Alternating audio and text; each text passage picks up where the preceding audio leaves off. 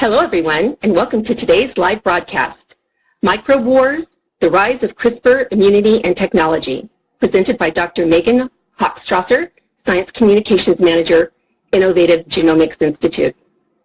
We are excited to bring you this educational webcast presented by LabRoots, the leading scientific social networking website and provider of virtual events and webinars advancing scientific collaboration and learning.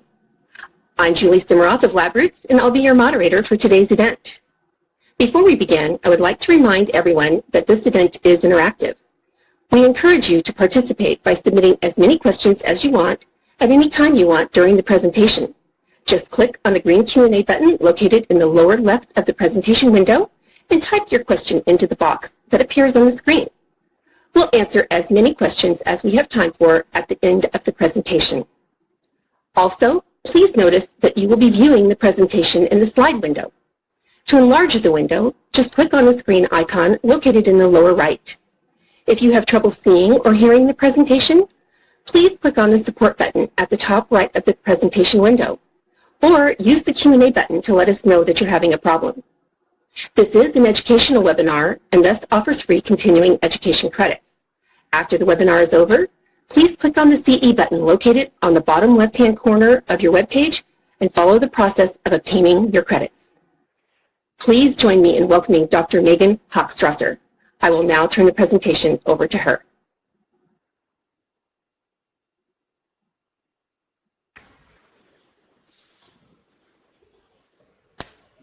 Great. Well, thanks for the introduction. I'll just introduce myself again. I'm Megan Hochstrasser. I got my Ph.D. with Jennifer Doudna at UC Berkeley, and I now manage scientific communications and outreach basically for the Innovative Genomics Institute. And just to give a little bit of background, the IGI is a group that is formed through a partnership between UC Berkeley and UC San Francisco, and it's basically been made so that we can advance gene editing and other genome manipulation technologies to the point that we can then apply them in really crucial areas like biomedicine and agriculture.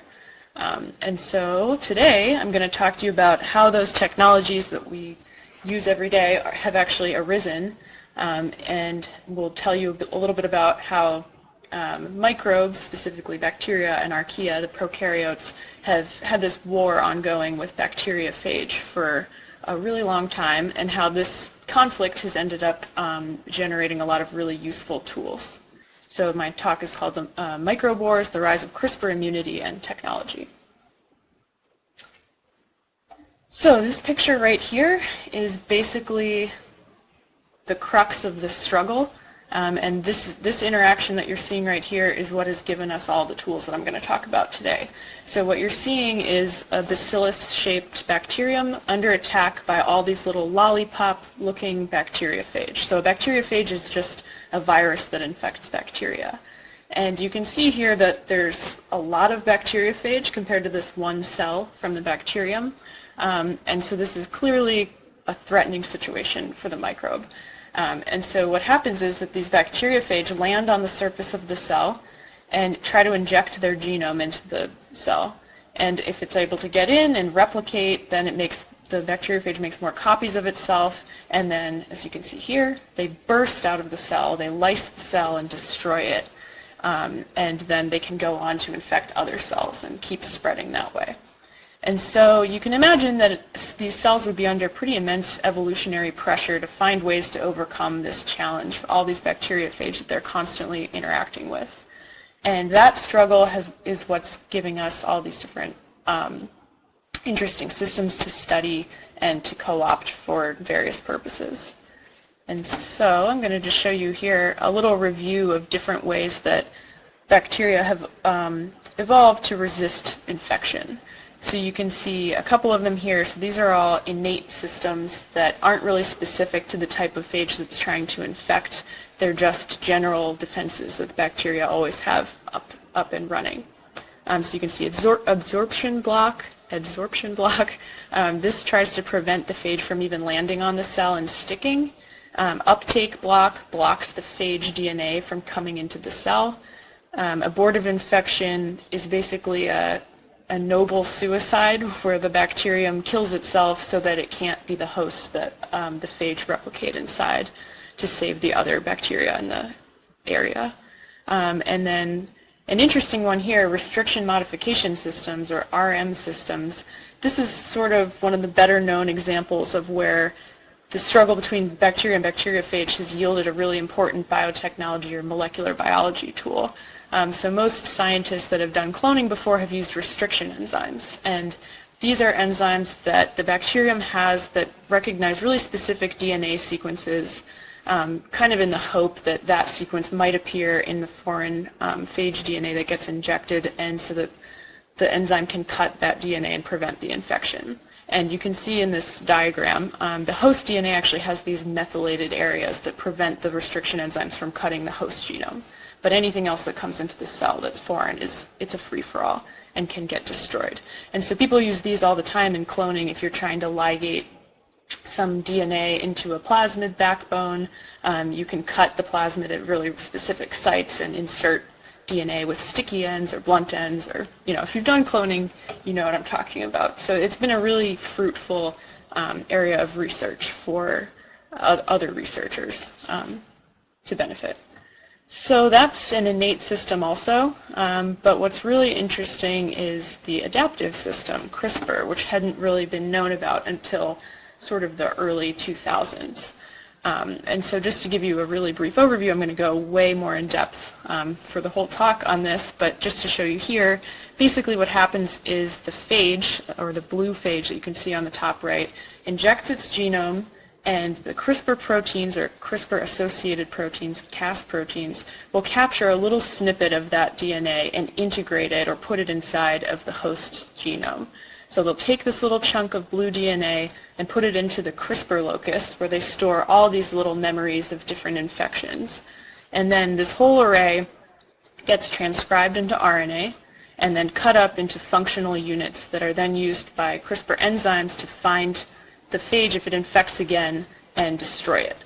And so in this way, you can actually, the bacterium will remember that it's been infected before by certain viruses, and will be able to have a mounted defense against them the next time they come around.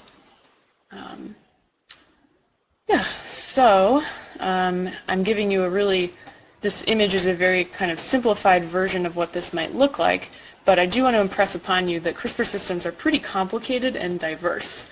So there's all these different ways for a bacterium to defend itself using CRISPR, and right here I'm showing you a bunch of different subtypes, basically. So the ones on the left are these so-called class 1 systems that involve multi-subunit complexes that carry out the different steps. And then the class 2 systems on the right have been a little bit more useful for different applications so far, because they just use a single protein that's able to use an RNA to find a target nucleic acid and cut it. And so I think we know a lot about these different systems, but you know, as you can see with the citation at the bottom right, our understanding of how these have evolved and the diversity that's out there is changing rapidly. So every couple of years a new version of this slide basically comes out, and it started out much simpler than this. So I think there's still more to come, and so everything I'm telling you about today is sort of already happened, but I expect that if I were to give this talk again in a year, we'd have a bunch more slides to include. And so I like to compare these different systems to flavors of ice cream. They're all a little bit different and special in their own way, but they're accomplishing the same thing.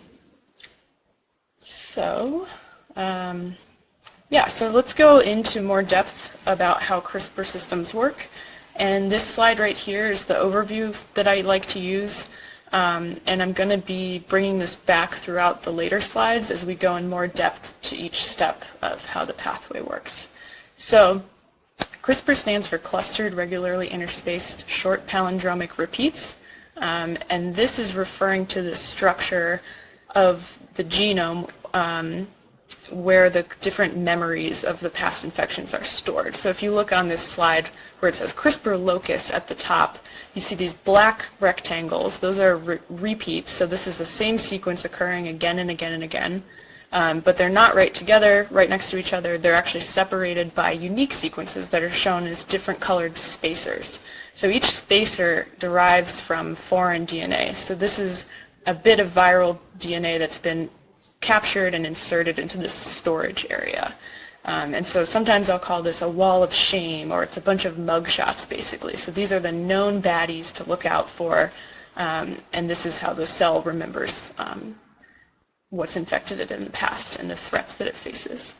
And so the first step, basically, is in this process is to generate those memories. So when a phage infects, certain Cas proteins will capture bits of that DNA and insert it into this locus in a really controlled way.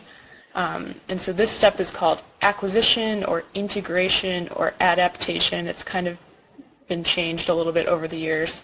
I like to call it acquisition, so I'll probably keep saying that. So after step one, when you've acquired foreign DNA, the next step is to start getting ready to use the DNA you've acquired. So this step involves generating the guide RNA, or the CRISPR RNA. So with Cas9 systems, if you've heard a little bit about that, we usually call this guide RNA, gRNA, or sgRNA. And I won't get too much into the details of what those different RNAs are and why they have different names. But for the most part, I might call this a CRISPR RNA, or a cRNA, or a guide RNA. So when I'm talking about those things, I'm kind of using them interchangeably. This just means an RNA that contains a single spacer or memory of a past infection that an enzyme or complex of enzymes is using to find that infective agent again. So what happens here basically is that the CRISPR locus, that repeat spacer array, gets transcribed into a very long RNA called the precursor CRISPR RNA. And then that really long RNA is not very functional because it's just huge, so it gets chopped up. So each spacer ends up with just a little bit of the repeat sequence on either side, or sometimes just on one side.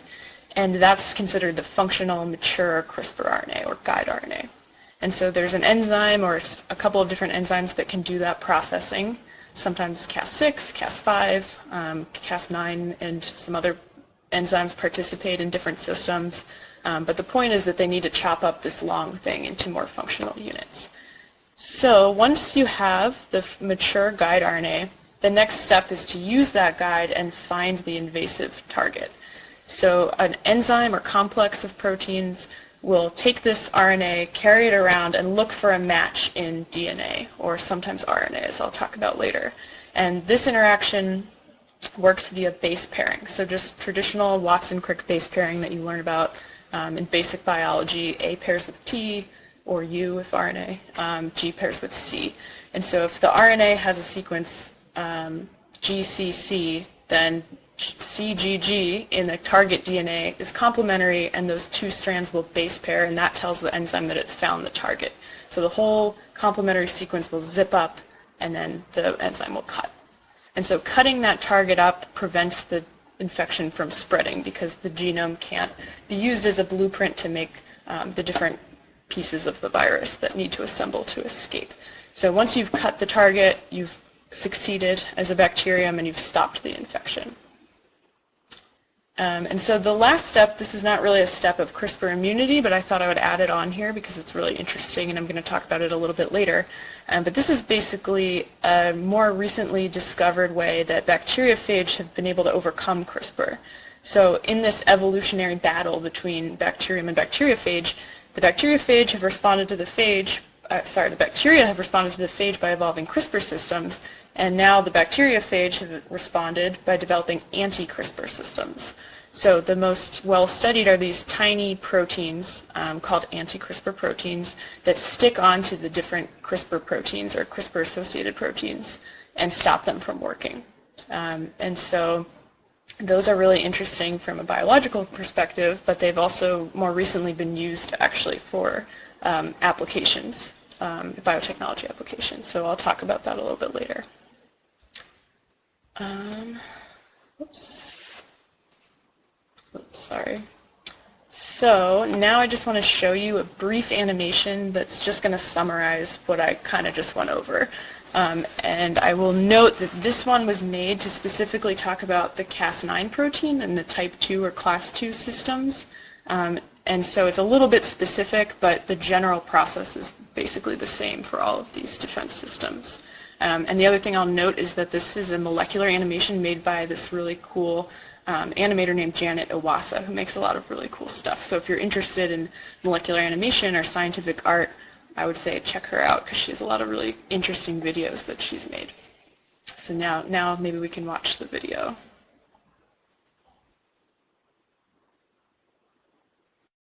Bacteria use an adaptive immune system called CRISPR to acquire protection from viruses. When a virus injects its DNA into a bacterial cell during infection, a piece of the viral DNA is integrated into the bacterial genome, its genetic program, at a site called CRISPR that includes a series of repeated sequences that flank each inserted piece of viral DNA. This creates a permanent genetic record of past infections. Then, the sequences are copied into strands of RNA, DNA's chemical cousin, and the RNA is chopped into functional units, each containing one viral sequence plus the flanking repeat. The chopping process requires a separate RNA called tracer RNA that together bind to the Cas9 protein, a component of CRISPR immunity, to form a surveillance complex. Upon finding DNA with a matching sequence, the Cas9 RNA machine holds onto the matching DNA sequence, unwinds it, and cuts each strand of the DNA double helix. In bacteria, the broken viral DNA is chopped up and destroyed by other proteins, thereby halting the infection. All right, great. So hopefully that video helped clarify things. I think it's nice to see things in action and kind of imagine what this might look like all together. So now I'm going to go through basically step by step showing you a little more detail about how these work, how these different steps work, and how, after I've told you about how a step works, I'll tell you about how the enzymes involved have actually been co-opted for other purposes.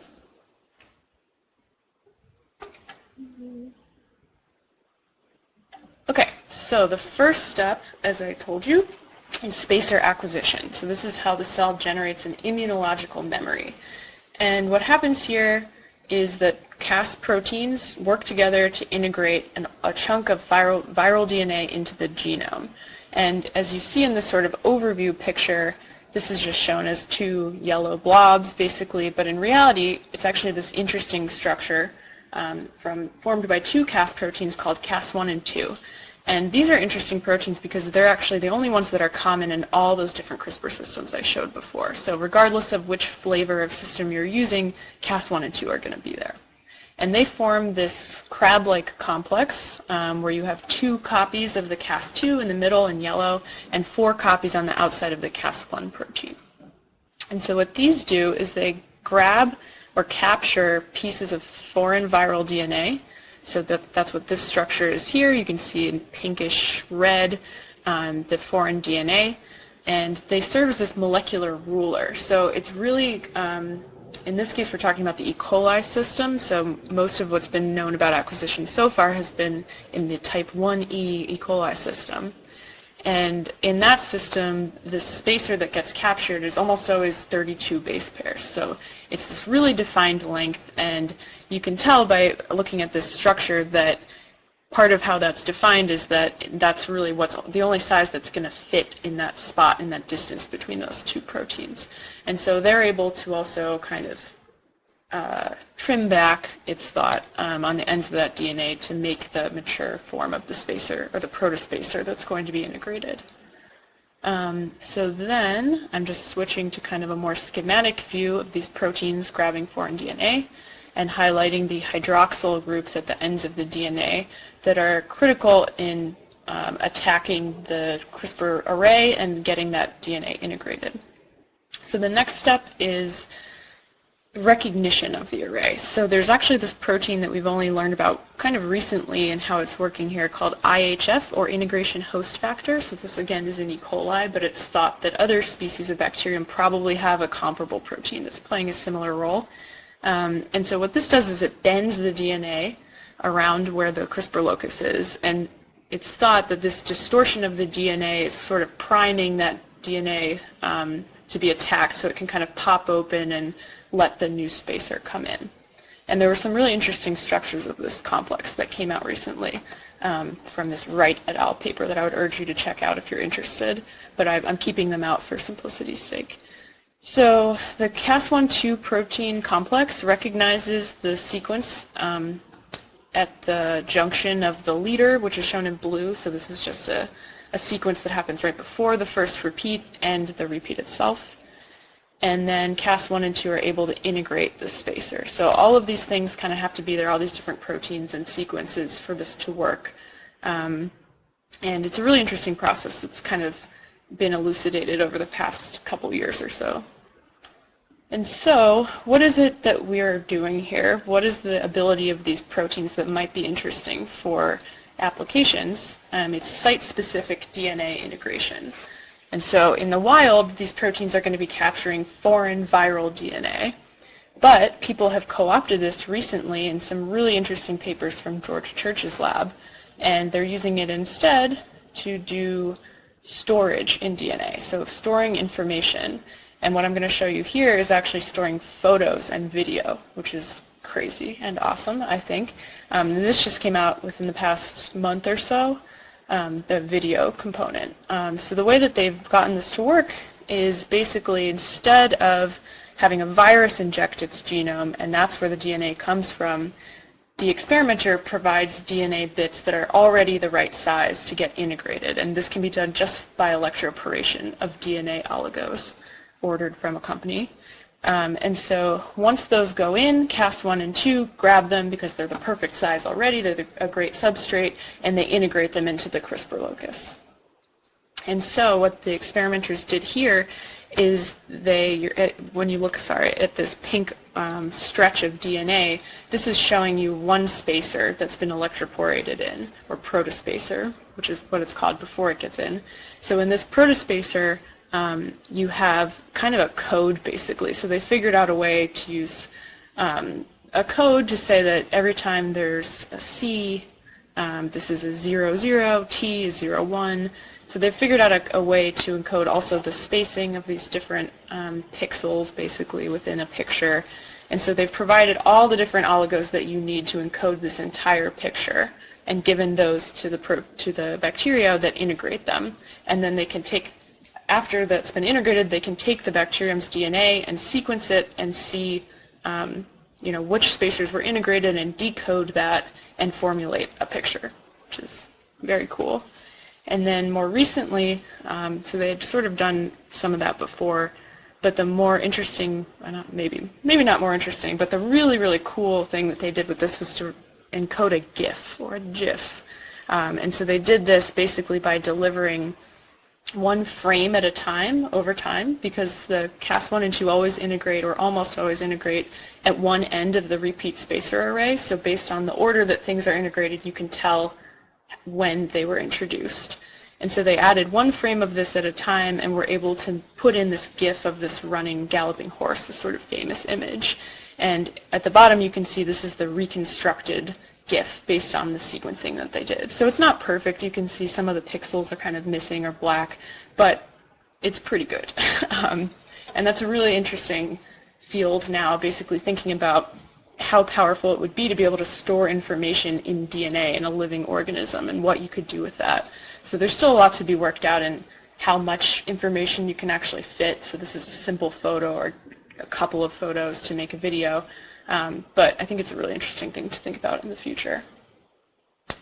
So moving on to the next step in CRISPR immunity, that's CRISPR RNA processing. So maturing that long CRISPR RNA into the actual functional units involves taking a really long RNA and having a specific cut at defined sites throughout.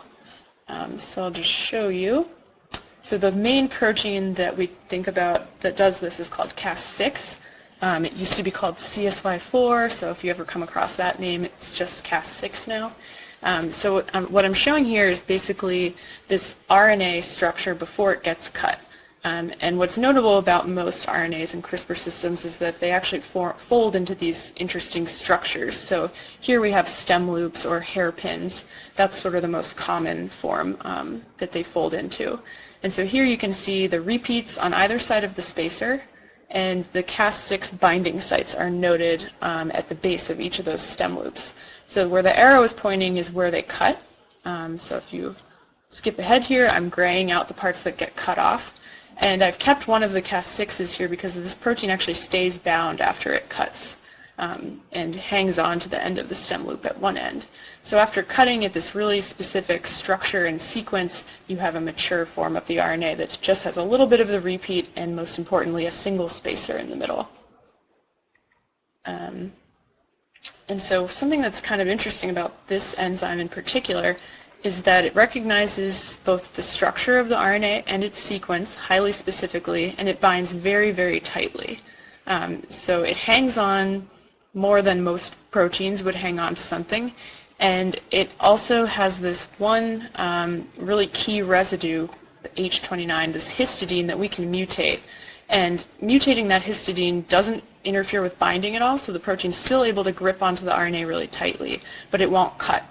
And what's interesting is that we can actually rescue the cleavage reaction by adding in imidazole. So the imidazole ring is very similar to the structure of histidine. It's the same ring, and it can actually play the same role as the amino acid would just by flowing in the imidazole.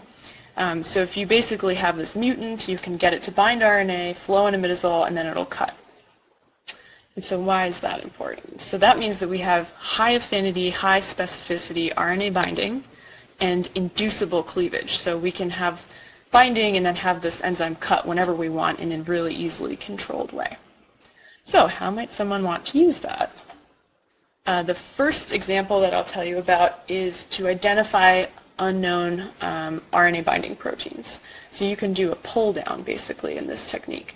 So what happens is, if you look at the top of this kind of complicated diagram, you immobilize the Cas6 protein, here it's called CSY4 again, by basically sticking it onto beads. And you're using the mutant version that won't cut. So this is just an RNA binding protein.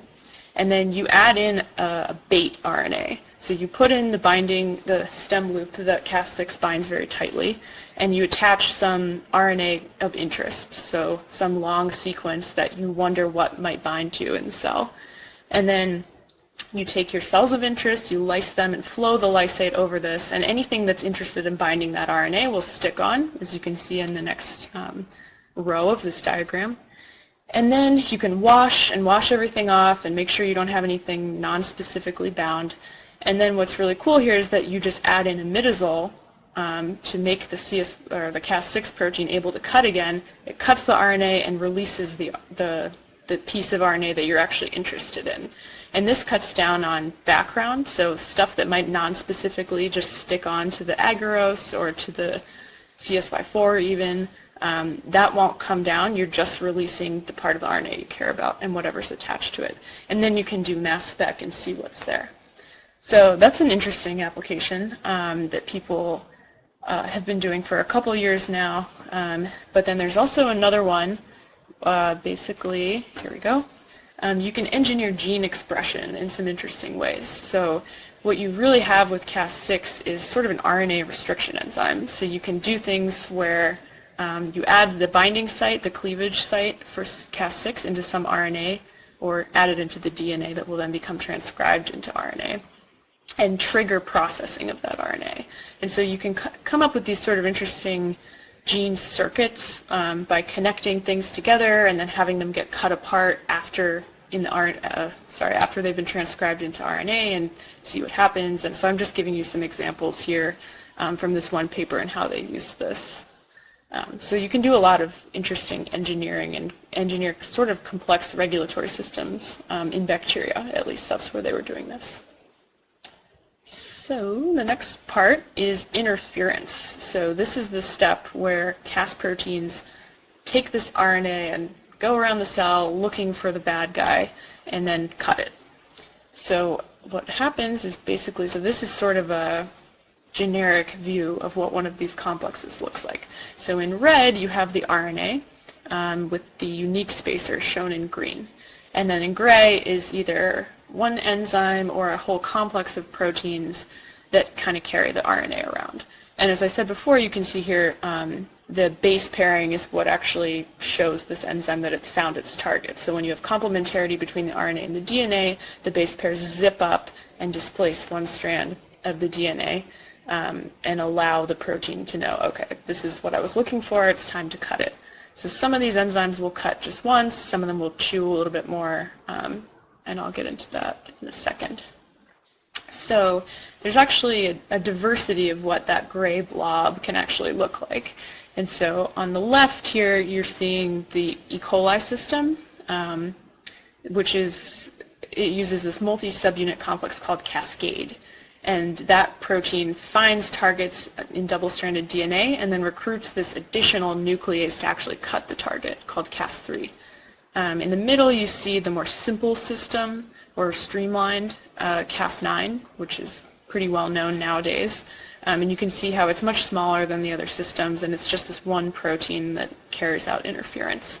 And then on the right, there's a little bit of the type 3 systems. So this is more similar in structure to type 1 and involves a whole lot of proteins that do a lot of processing. And we've just been learning recently about some really interesting interactions where they actually generate these cyclic nucleotides to signal to a separate nuclease to come cut the target, in addition to cutting both RNA and DNA themselves. So those are really complicated and involve a lot of different cleavage reactions. But I thought I would go through and kind of tell you about how these work. So cascade and Cas3 in the type 1E system, as I said, it's a multi-subunit complex, binds double-stranded DNA and recruits a separate nuclease helicase called Cas3 to come destroy the target. Cas9, this is just a little diagram of where the different nuclease sites are. So Cas9 uses the guide RNA or single guide RNA shown in orange to find double-stranded DNA targets also. And then it has these two nuclease domains, H and H and RUF-C, that are shown as circles in this picture, that each cut one strand of the double-stranded DNA, generating basically a blunt cut or double-strand break. And then another one that wasn't on the previous slide, because that slide was made before this was even known, is called Cas13A or C2C2. So again, all of these proteins have an original name and then they get updated. So the updated name is Cas13A, and this is an interesting protein because it is, again, a single effector protein like Cas9, but instead of cutting double-stranded DNA like most of these other systems, it actually cuts RNA. And an interesting thing about it is that it doesn't just cut the target that it's bound base paired to, it'll cut a little bit outside of that. And so it can cut the target that it's bound to, but it can also cut any RNA that's sort of nearby. So it's a trans-acting RNA. So what do we get out of this? We have, once we've got all these enzymes in our pocket, we have precise nucleic acid recognition and cleavage that we can use for whatever we want. And so what have people done? So you might know the answer to this one already, genome editing. That's the big application here. So mostly people use Cas9. There's also a protein called CPF1 that's more and more popular. I think probably there's going to be new ones in the next few years being discovered. But for the most part, people use Cas9 if they're just doing something simple. So the way that this works is you use Cas9 or some previous techniques that involve these protein complexes called talons and zinc fingers to generate a really specific cut in DNA, generating a double-stranded break. So in the natural system, this would be a way to stop viral infection. So your target would be the viral genome. But if you put these into eukaryotes or any other system really that you want, you can generate targeted breaks in the eukaryotic genome. So once you have a double-stranded break, the CRISPR system's job is over, and now it's the machinery of the cell, the host machinery that repairs the break in different ways. So there's basically two ways that this can go down. In one case, this is sort of the desperate, haphazard solution where the cell just slaps these ends back together, and it can do that correctly, so sometimes it just zips them right back together, but sometimes it'll do it kind of wrong. So instead of just zipping it back together, it'll connect different pieces, and then whatever's in the middle will get kind of chopped out, or it'll insert some random stuff, but it's still closing the gap. And so you can imagine that adding something random or deleting something at the site, making an indel, an insertion or deletion, would mess up a gene. If this were in the middle of a coding sequence, it probably wouldn't work after you've screwed up the interior. So this is a great way of knocking out genes. The other thing you can do is try to integrate new DNA. So basically if you have, so this is something that's useful, like if you have an unhealthy mutation in a gene in a person, people are hopeful that we can actually use this technology to cut at the place where that mutation is present and swap in DNA that contains the healthy version of the gene. And we do this by designing the ends of the DNA to look similar to the ends of the break. So the cell thinks, what was here? I don't know. This DNA has some similar sequences. This is probably what was in the middle. I'll just slap that back in and patch over this gap. And so that's a little bit less efficient, and right now that's kind of one of the limiting factors in what we can do with gene editing therapeutically. But it still happens sometimes. So we're kind of, I mean, especially at the IGI, we're working on trying to improve how efficient that process is and how we can control what the cell does after we make the cut. So basically what you can do using these proteins is to knock out genes or knock in genes. And this slide is here just to show you that people have already been using this a lot. It was only really discovered in 2012, 2013 and developed around that time. And already just in the past 4 or 5 years, people have done gene editing in all of the different organisms on the screen right here. And this is actually just a subset. It's actually way more than that. But this is really great because, as you can see in these purplish highlights, these are classic model organisms. So these were sort of the systems that people were able to manipulate genetically and study for the past, I don't know, 50, 100 years with relative ease. But now we're not really just limited to those systems. We can do gene editing and do experiments in all these other organisms. So microbes, plants, animals, insects. It's really interesting. So it's really opened up a whole lot of different avenues for research.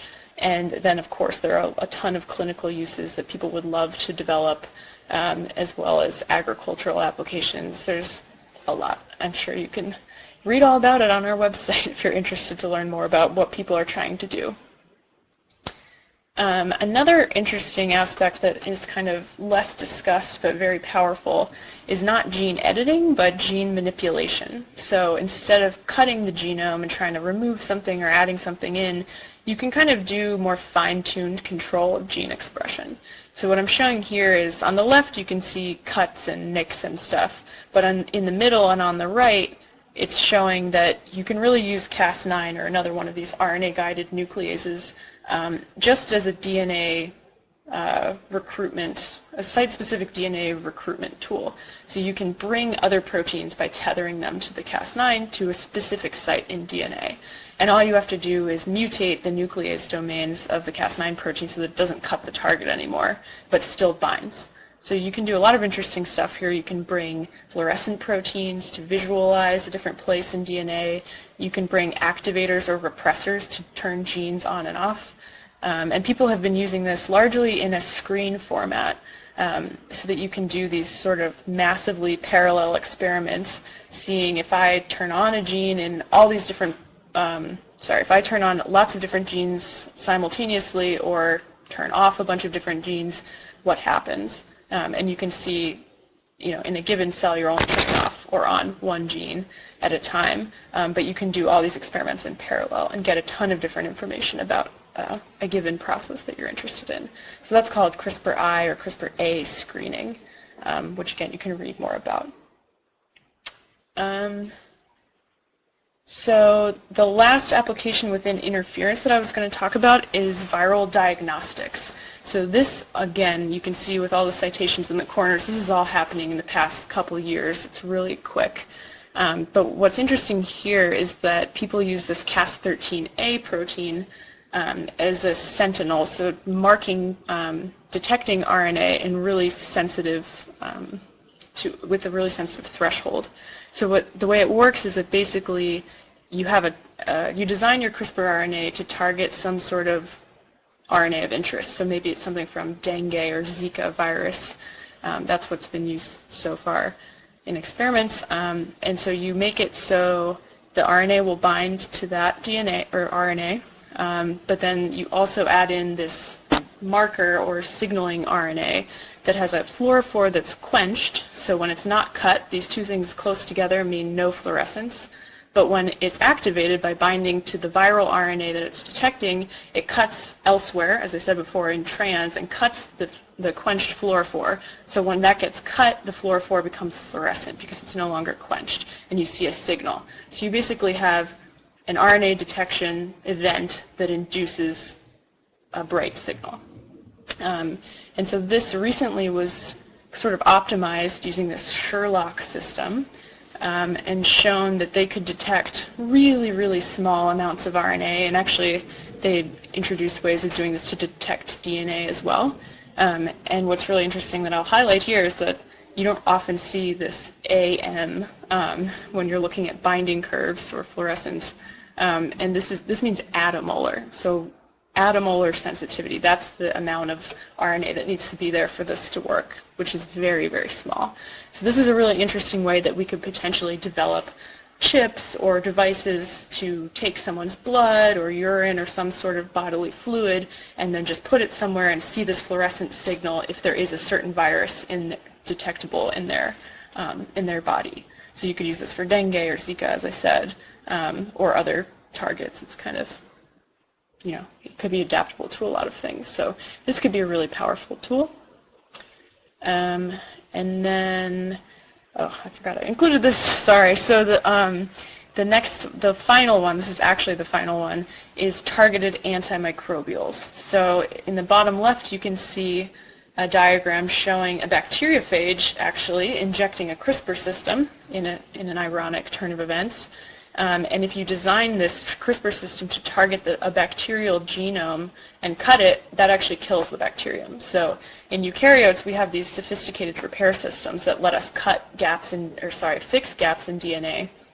But in bacteria, they just die. So you could imagine that it would be powerful to have a targeted system for killing bacteria of different strains. And what you might use this for, which I'm showing in this diagram, is to eliminate really specific strains of bacteria within a community. So if you have a pathogenic strain in your gut, for example, and you want to wipe it out, this is a way that you could overcome having to use antibiotics or to kill bacteria that are resistant to antibiotics.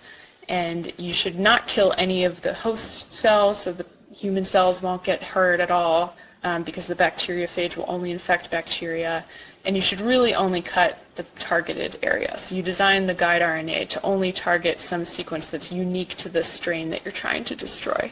And so you can selectively eliminate pathogens or other undesirable bacteria from a community this way. And this has worked so far sort of in experiments, but as far as I know, no one has done this in a person yet, but there's a lot of interest in this area that's just sort of starting. And there's a bunch of different companies that have been cropping up to pursue this.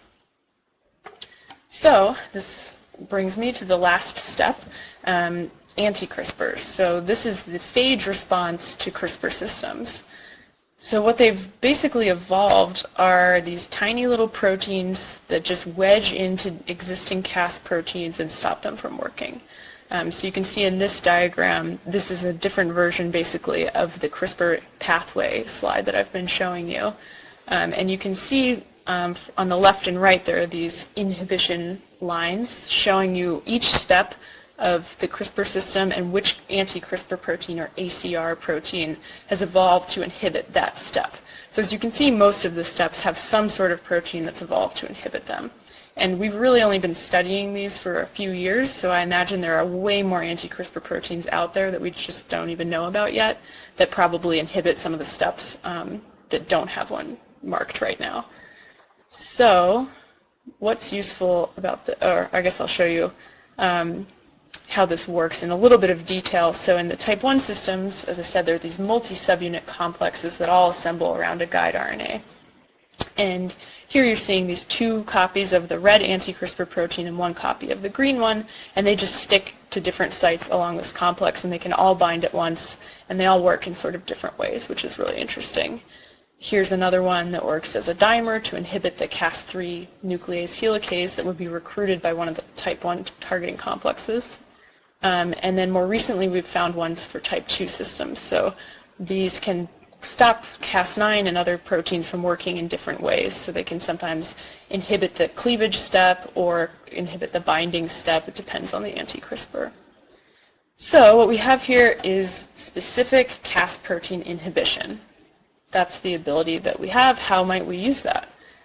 Recently, people have been using this as an off switch for Cas9.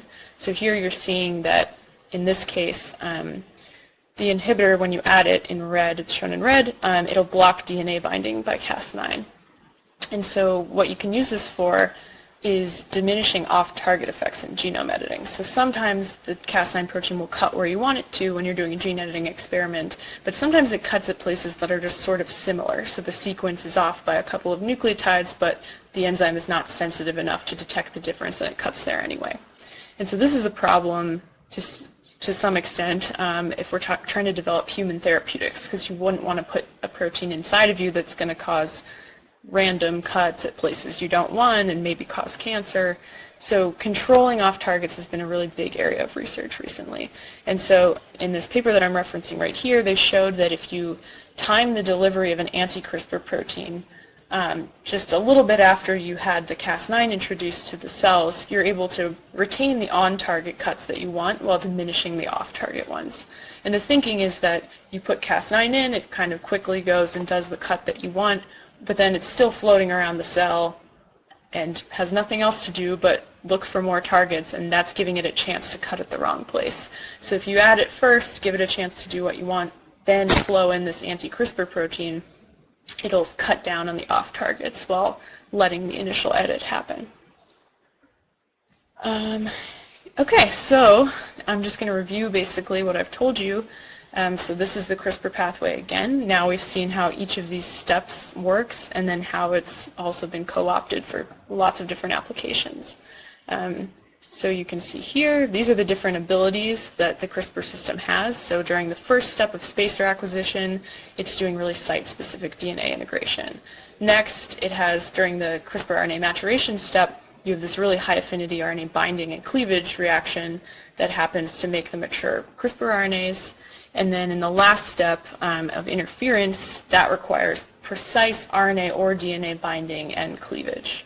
And then, as I added, the anti-CRISPR proteins encoded by phage can inactivate the Cas proteins to overcome the CRISPR system. And so if you switch here, all these little abilities that the systems naturally have been co-opted for all these different applications that are really powerful and interesting. So you can do DNA-based information storage, RNA pull-downs in synthetic biology, genome manipulation, viral diagnosis, antimicrobial systems, and then off switches for gene editing, which could be useful also in gene drives, which I didn't really talk about, but mostly in reducing off-target effects. Okay, so with that, I will just give a shout out or acknowledgement to the IGI, my employer. So as I said, this is a Berkeley UCSF effort that's hoping to advance genome research, share reagents, let people that are working on similar problems work together, fostering collaborations in the Bay Area and beyond, and then also putting a big emphasis on education and outreach and providing resources to people that are really curious about these processes and just need a little bit of guidance and explanation. And then finally, ethics is kind of a big deal in the CRISPR world. If you want to watch Jennifer Doudna's TED Talk in the bottom right, she talks about this a lot. Being able to manipulate genomes has some potentially scary uses in addition to all of the really wonderful therapeutic uses we're trying to develop. So it's important to talk about these things now before the technology is already at the place where we can start doing them. So yeah, if you go to our website, you can learn more. There are a lot of other ways. So there's our website, there's social media. If you want to follow me on Twitter or the IGI account, our handles are here. I find the hashtag CRISPR to be really useful on Twitter to follow all the news because there's so much coming out in this field every day. YouTube has a lot of cool videos. There's really a lot of resources available to you if you want to learn more about this. And of course, I'll answer questions in the Q&A if you have more specific questions about the talk. Okay, so that's it. Thank you.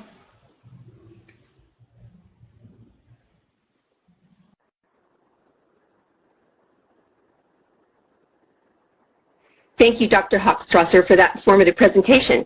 It's time for Q&A. If you have a question you'd like to ask, please do so now. Just click on the green Q&A button at the lower left of the presentation window, type your question into the box that appears on your screen, and click on the send button. We'll answer as many of your questions as we have time for. If we are unable to get to your question, we will follow up with you via email after the presentation. Let's get started. Our first question is, do you know of ways that bacteria can overcome anti-CRISPRs?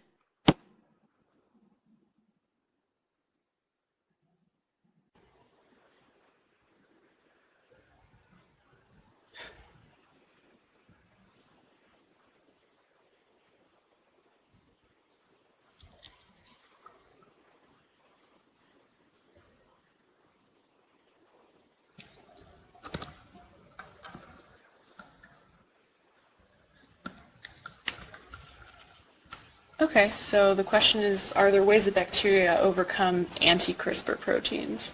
So this is something that I get asked a lot, and I think most of the people that work on anti-CRISPR proteins get asked this a lot.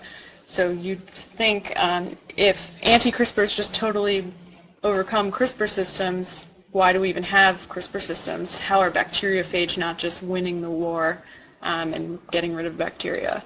And I think so far we're not really sure about this. I think a lot of people wonder if there are anti-CRISPRs out there, and I'm not sure. I hope people figure it out soon. I think this is probably an area of research for a lot of people, and there's a lot of interest right now in what the bacteria response is to the anti-CRISPR development and how the war has continued, because it's always ping-ponging back and forth. Once one side develops some sort of defense, the other side finds a way to overcome it. So I think that war is continuing, and maybe the anti-CRISPRs will also be really important biotechnology tools. It remains to be seen.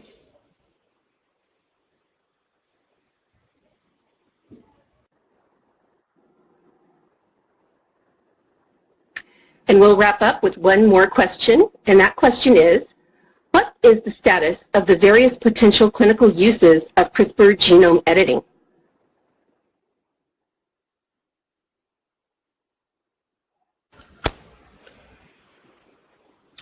So where do we stand on clinical uses of CRISPR? There's tons and tons of interest. Lots of different labs are working on various ways to use CRISPR to combat disease in people. So far, the only clinical trials that have been initiated are to look at cancer therapies. So actually, it's kind of a timely moment. So yesterday, the FDA just approved the first CAR T-cell therapy to combat cancer from Novartis. And that's a technique that people are trying to incorporate CRISPR into. So you have to engineer, basically how that works is you take T cells out of people, someone with cancer, and then engineer them to be better at killing tumors. And you could use CRISPR for the engineering step. And then you put the cells back into the person and hope that they'll be able to find the tumors and destroy them. And so yeah, people are trying to use CRISPR for this, not quite. I don't think that one of the trials maybe is CAR T cells, but a lot of them are a kind of slightly different approach, but still engineering T cells for cancer. I think there might be one or two additional newer trials coming out, sort of similar uses, but a lot of the efforts are sort of right at the precipice of getting started. So there's a lot of people doing preclinical work that are going to start clinical trials in the next 1 to 3 years or so. And I think we can expect to see some of those starting pretty soon. I think, yeah, so far there's nothing really up and running for treating genetic disease. So that's the main thing that people are excited about, I think, for the most part with CRISPR, is that you could potentially correct underlying defects in people's DNA that is causing disease for them, and do it permanently. So it could potentially be a cure. If you can actually get these gene editing reagents to the part of the body they need to be in and successfully tweak the DNA, you could completely stop whatever the disease is permanently, because your DNA shouldn't be changing otherwise. So applications like that could be used for these diseases that we've understood for a really, really long time but not been able to treat at all beyond treating the symptoms. So that would include things like sickle cell disease and cystic fibrosis, Huntington's disease, Tay-Sachs, all kinds of things that have these really well understood mutations that lead to the pathology. They all have potential. They're all potentially treated using CRISPR, but we're kind of almost there, not quite there. There's still a few things that need to be overcome, which is a kind of longer question, but I think you can expect some really interesting stuff to come out in the next couple of years.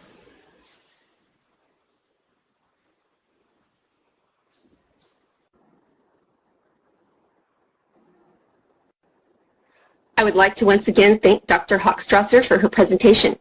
Do you have any final comments?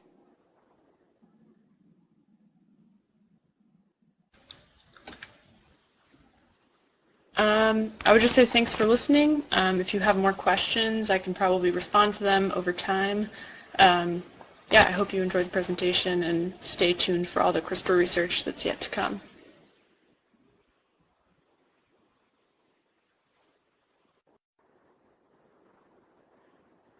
Thank you once again, Dr. Hochstrasser. I would also like to thank LabRoots for making today's educational webcast possible. Before we go, I want to let everyone know that today's webcast will be available for on-demand viewing through December 14th, 2017. You will receive an email from LabRoots letting you know when this webcast will be available for replay. Please share that announcement with your colleagues who may have missed today's live event. That's all for now. Thank you for joining us.